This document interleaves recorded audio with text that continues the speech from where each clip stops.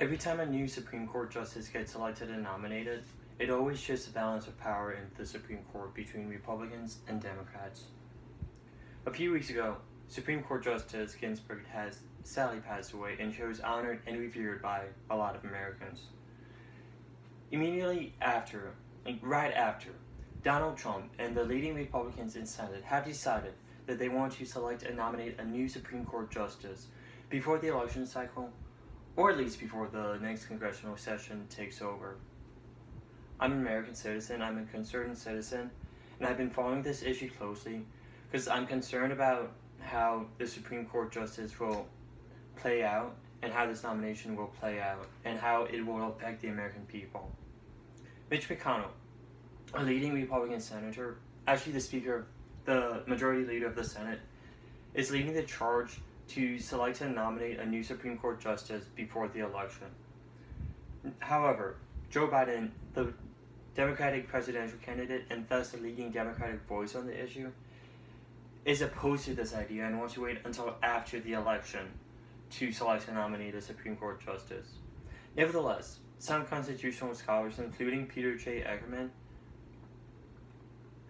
believes that the Constitution mandates the Senate to have a senatorial hearing for any nominee set forward by the president, regardless of election year or not.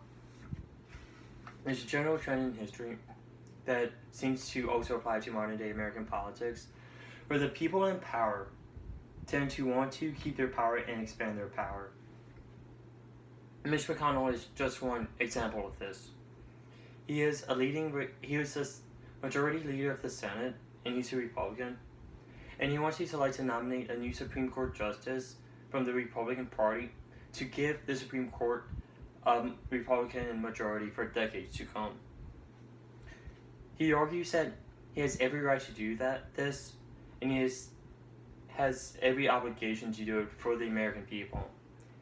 According to an NPR article on this issue, he believes that there's enough time to select and nominate a Supreme Court justice before the next congressional session. When this issue started, according to him at least, he had approximately 40 days before the election day, and approximately 100 days before the next congressional session takes over, which to him is more than enough time to review a Supreme Court justice nominee.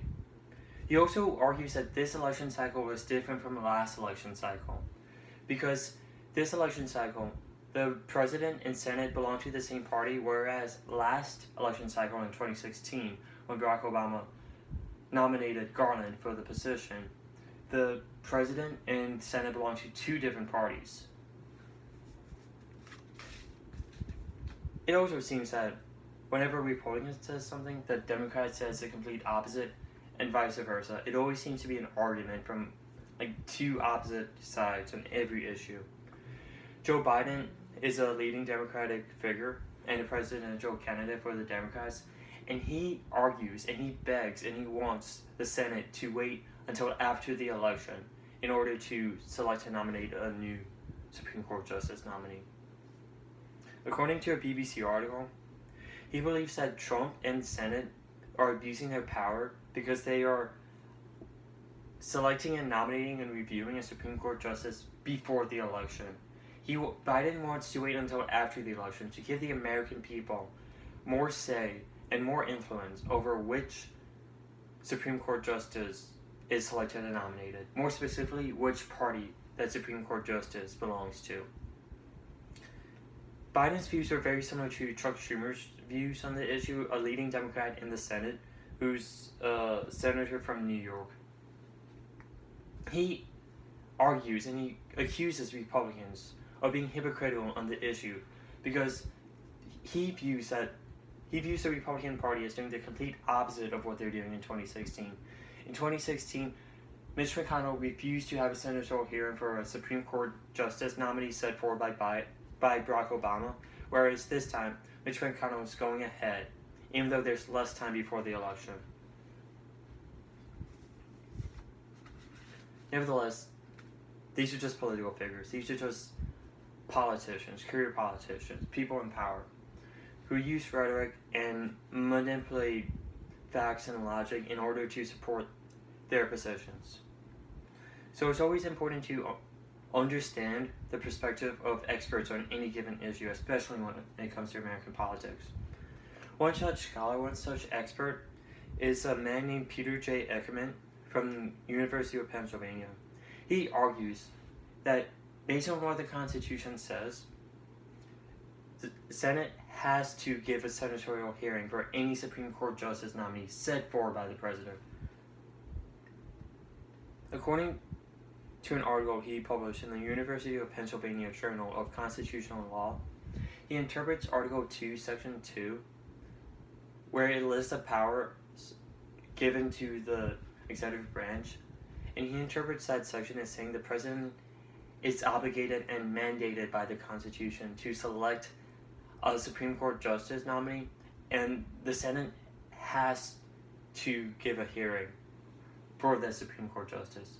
And based on this logic, he further argues in the same article that Mitch McConnell acted unconstitutionally and he acted wrong in 2016 when he refused to have a senatorial hearing for Garland, the Supreme Court nominee set forward by President Obama.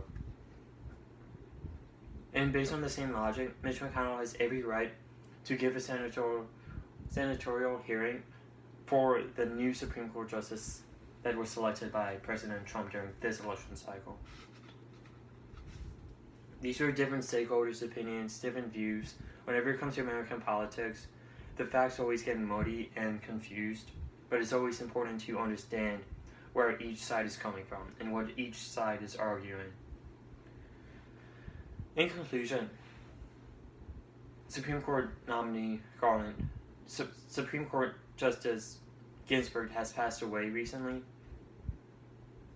and immediately after the Republicans in Senate, as well as President Trump, it wants to select and nominate a new Supreme Court Justice to replace her before the election cycle.